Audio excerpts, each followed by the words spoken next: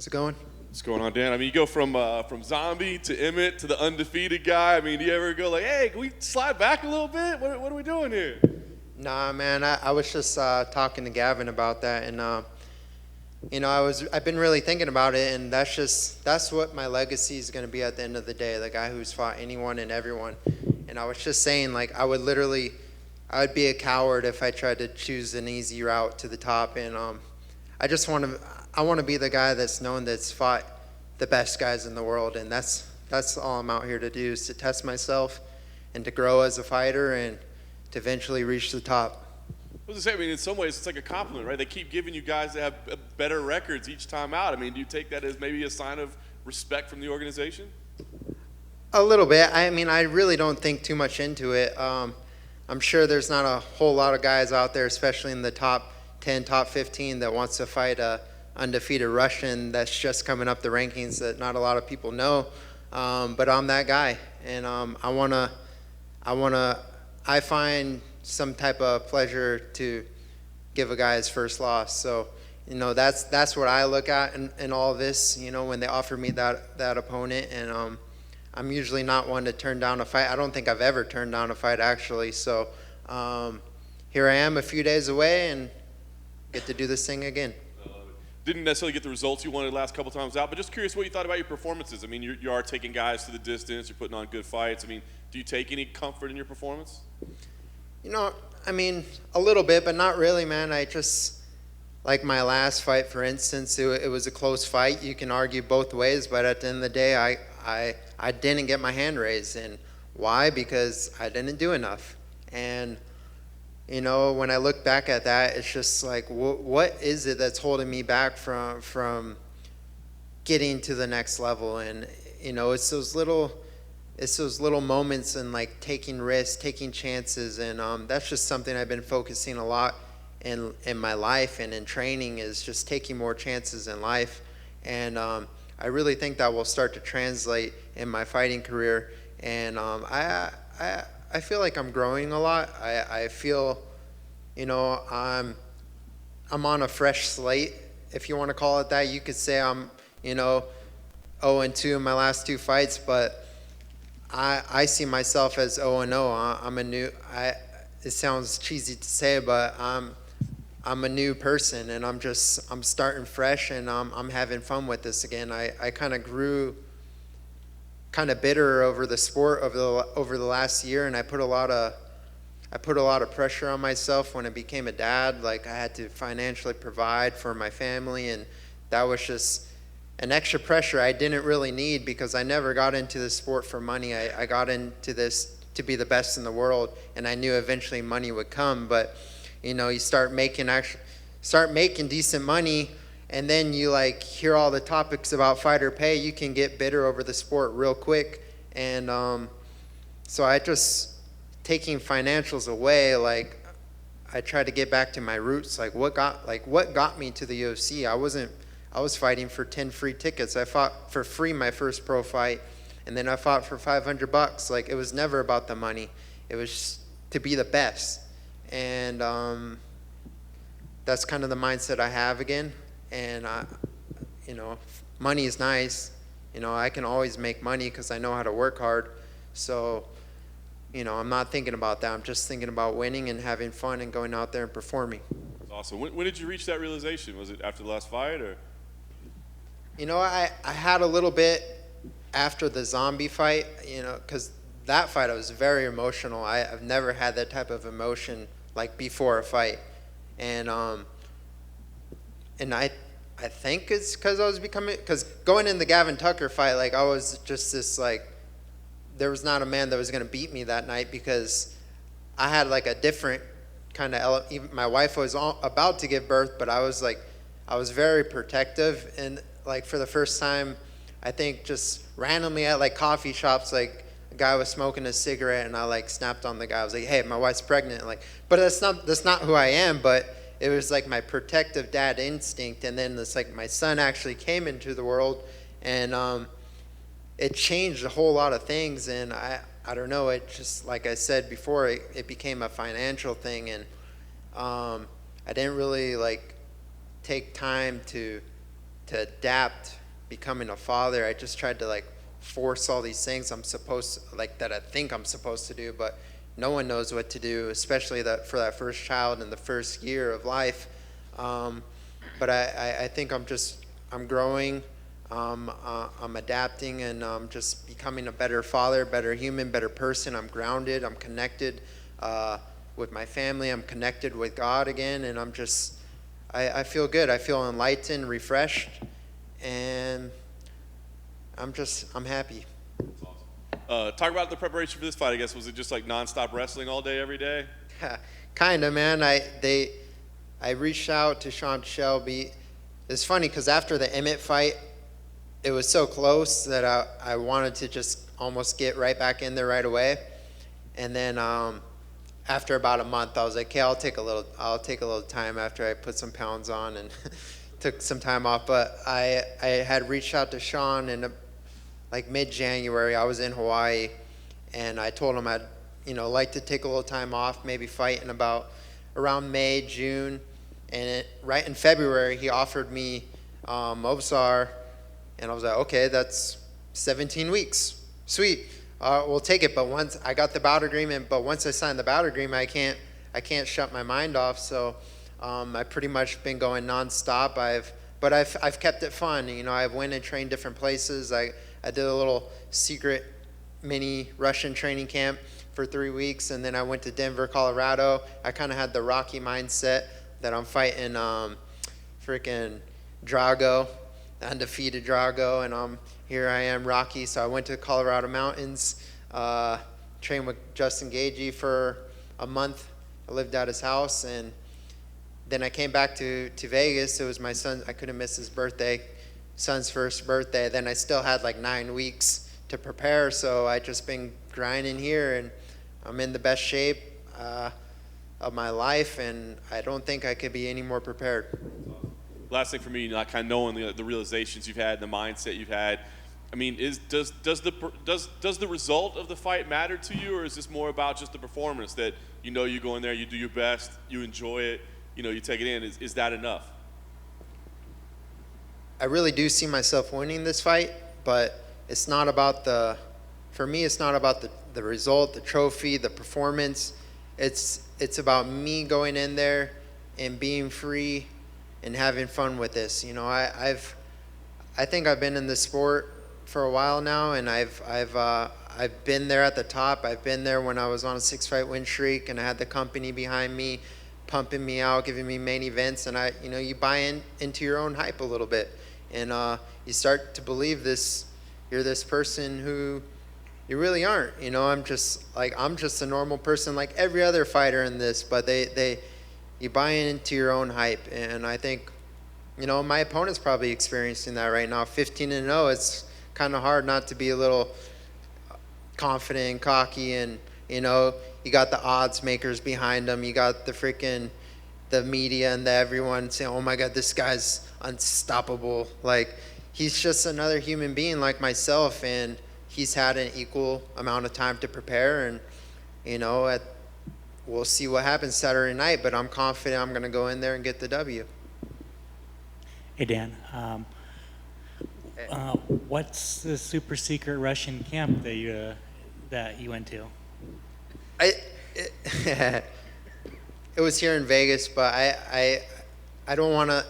When it all happened, it was just like a weird political time with like the war and everything, and I don't want to get anyone in trouble just because I was out there grinding. That's all that matters. I've actually trained with the Russians a lot. I've trained with Khabib. I've trained with Islam Makhachev. I've trained with all the best guys that are the top Russian prospects in this game, and now I get to fight one. But I've done a lot of training with them in the past, and there's I know, although they're all a little bit different, they have a similar approach and a similar style. So I'm used to the style, and I've gotten hundreds of rounds, literally hundreds of rounds with these guys where I was sparring 3 times a week, and that's something I never do. But I followed the Russian training program where I'm sparring 3 times a week and grappling every single day, and I can't count how many rounds that I've gotten with him. So yeah, that's all. That all adds up, and here I am. You say that you've wrestled with Khabib and Islam and all of the killers over in Extreme Couture. On tape, what do you think of Movsar's wrestling? I think his wrestling is really good. I mean, overall, as an MMA fighter, he's really good. He's able to put everything together really well. His ability to anticipate and know when guys are like, he knows when to fit in on takedowns and knows when to strike with guys. And typically, when you watch him fight, if he has a little bit better stand up, he won't even go to the wrestling. He'll just stay and strike with guys if he has a little bit better stand up. But I think it's what we haven't seen from Movsar, and what we haven't seen is his ability to face adversity. I've faced a lot of adversity in my life, and I've overcome a lot of obstacles and a lot of mountains, and I've climbed a lot of mountains as well. And he's on the mountaintop right now, but he doesn't know there's another valley ahead of him to get to the next peak, and that's me. I'm the valley. So I'm excited to be the one to put a 1 on his record.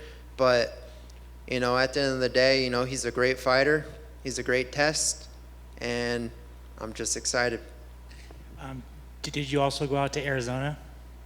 I did. Yeah. I thanks for reminding me. Yeah, I went and trained with Cejudo I went for 5 days. I went out, trained with him, and then I went to the fights to support Justin. But yeah, that was a nice little, I guess you could call it downtime, because we didn't train super hard, but we broke down like just the fundamentals, the philosophy of fighting. He explained to me his philosophy, and I just try to take little bits and pieces from all the greats, from Khabib, from Justin Gaethje, from Henry Cejudo, and all the guys that I've been able to be around and learn from, and to make it my own, and make my own style, and make my own, I don't even know. I feel like I've really grown a lot, but I've taken that time. Say if I got this fight on like a 8-week notice, I wouldn't have the courage to go out and like get out of my comfort zone and go to Colorado and do things out of my typical normal routine. But because I had 17 weeks to prepare, I got to like actually make it fun and do different things and get out of my comfort zone, because I knew I had so much time to like, it's always I guess the anxiety you get is more so about like being in shape and making weight within 8 weeks, but having 17 weeks, there's no excuse for me to not be in shape. And so it's given me that freedom, and having that freedom has also kind of just enhanced my mind and my spirit to go out there and have fun and take risk, and yeah. Awesome. And finally for me, win Rocky win, what'd you go with the t-shirt choice? I don't know. It's just like a little symbolism, like I stated earlier. I'm fighting Drago, man. I'm fighting Khabib, and I'm Rocky. I'm the guy they count out. I'm not supposed to win this fight. That's what the odds say. I'm not supposed to win, but don't believe in that shit. Awesome. Thank you. Dan, thanks for taking the time. Heading into the fight, co-main, you've been here, main, all that. How great has the experience been to be able to get the father, Dan Ige, the hype Dan Ige? Like, what have you taken little by little to put together the best version of yourself?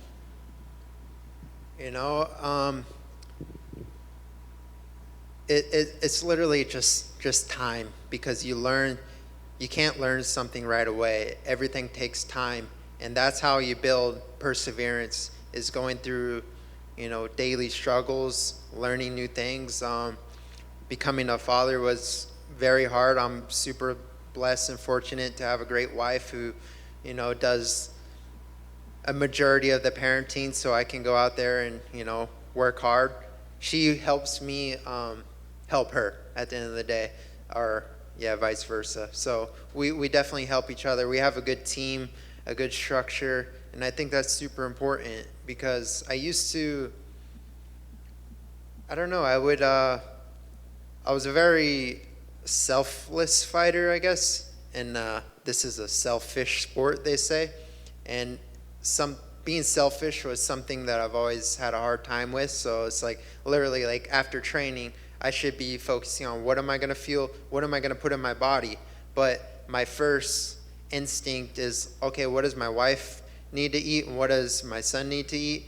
And then I'll just eat whatever they eat. But it's like this is something you grow like in a marriage, grow as a team. And we had this conversation probably right before fight camp. I was like, hey, let's just like talk about this now. And so there's no like expectations. Like either I'm going to fend for myself for every meal to make sure I'm fueled, or you're going to make me every meal. And she's like, okay, you fend for yourself.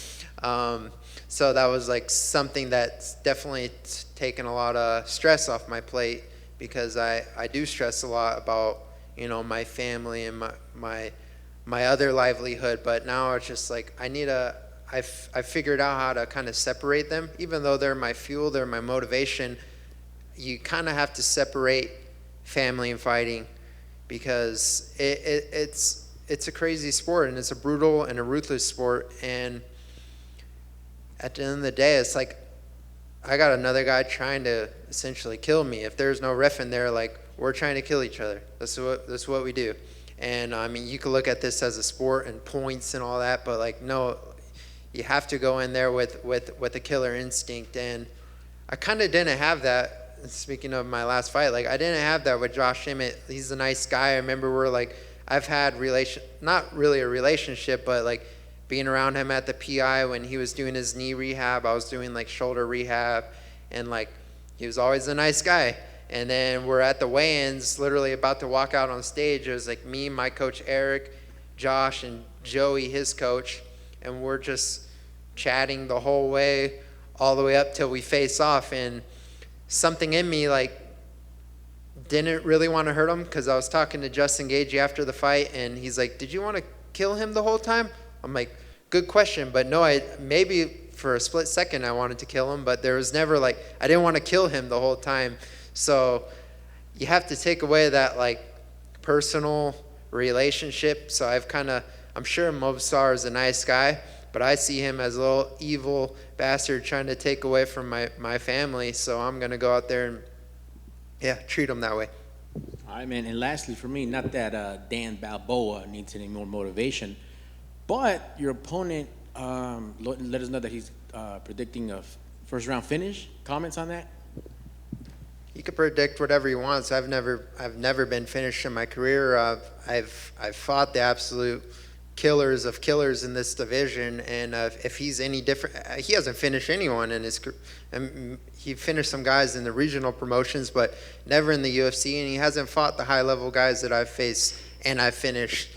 So, yeah, I mean, hopefully he can back up his talk, but at the end of the day, we're going to fight, and, good luck to him. Man, thank you, and good luck on Saturday. Thank you. Is that the most Justin Gaethje question ever? Like, yeah, well, I don't know, dude. Yeah.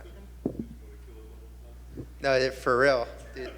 Talk about like learning how to take risks. Just go surround yourself, go live with Justin Gaethje for a month, and it's a crazy mother effort. This is a slightly off-topic question. I have no idea if you'll care about this. Did you care that Johnny Depp just beat Amber Heard in court and got $15 million off her? I don't know. Good for him. I don't really follow those. I see a little bit online and like read the memes and stuff, but I didn't really get into the case. But 15 million, good for him. I've got another one for you. Have you ever in an argument pooped in your bed? Never. Neither has my wife, so. Thank you for clearing that up. Sure thing. Sweet. Okay, thank you.